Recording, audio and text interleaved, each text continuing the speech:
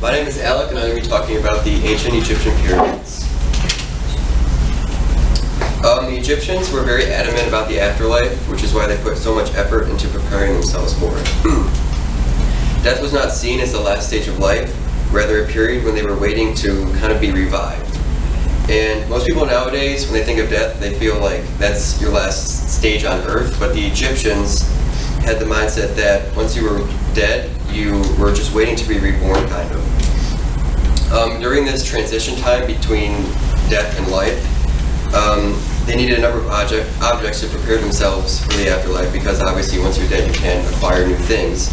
And this is why they were buried with the necessities that they felt they needed for the afterlife. Going along with this, the afterlife was foreseen to be very dangerous, and there's evidence to this because a number of expedition teams have gone into Pharaoh's tombs and found books and inscriptions that contain spells that were actually used to ward off bad spirits and protect the pharaoh during his time of death.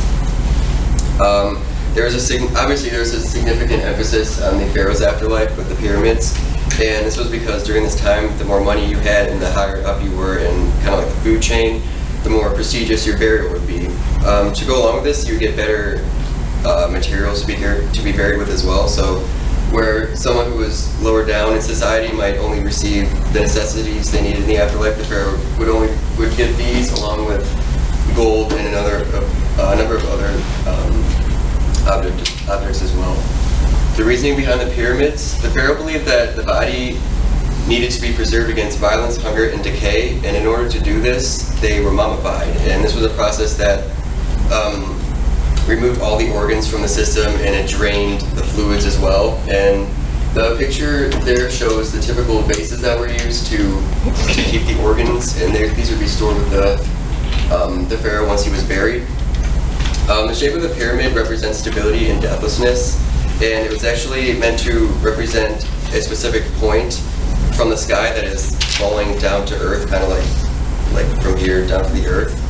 And it was supposed to look very strong, which is why they used heavy stones. And this strength was, this aspect of strength was emphasized to protect the pharaoh's body in the afterlife. The tombs were incorporated in the pyramids in order to hold more necessities for the pharaoh in the afterlife.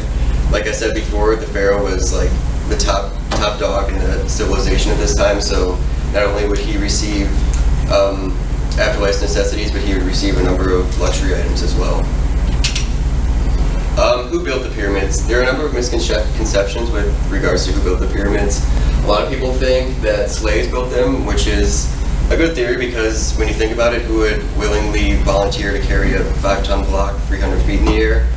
But it is more likely that farmers and people in the agricultural field were used to build the pyramids, because the pyramids were actually, it's thought they were actually only built for 3 months out of the year, and the pharaoh would wait for the time of year when the Nile River would flood, which would leave a lot of farmers unemployed because their farms would pretty much be destroyed.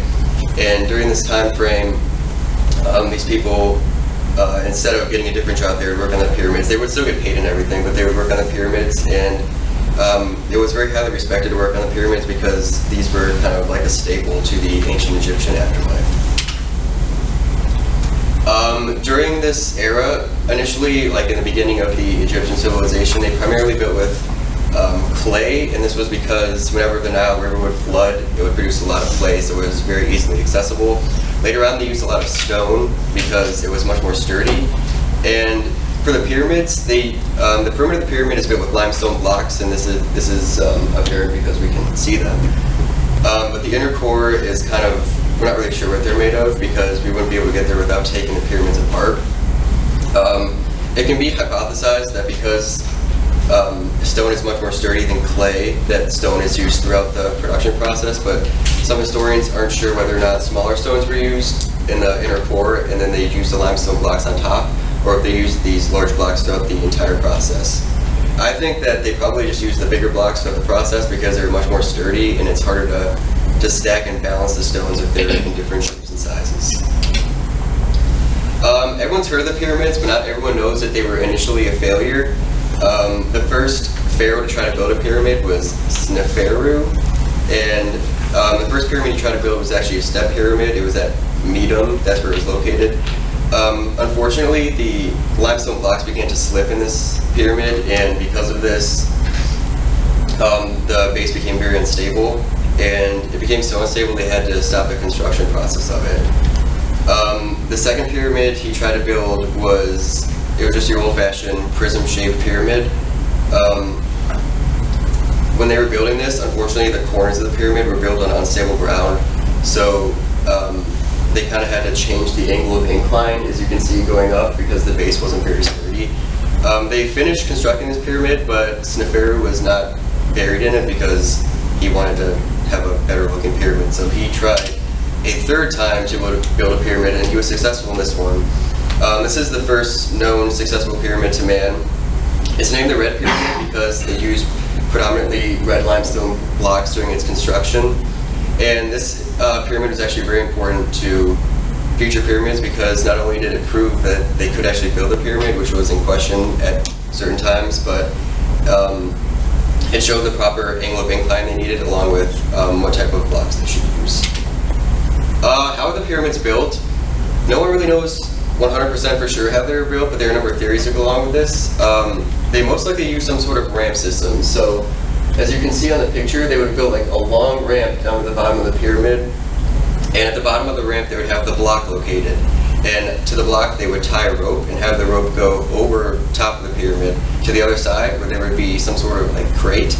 And in the crate they could apply a counterweight, a large amount of counterweights until the weight on the opposite side of the pyramid was higher than the weight of the block. And this would have caused the crate to slip down, which would have caused the block to slide up the ramp. They could have also done this using, instead of the crate, they could have done the same exact setup, except they could have just used manpower and a longer rope. They could have had like a lot of workers tugging at the rope, kind of like a big game of tug of war with the block until it slid up the ramp.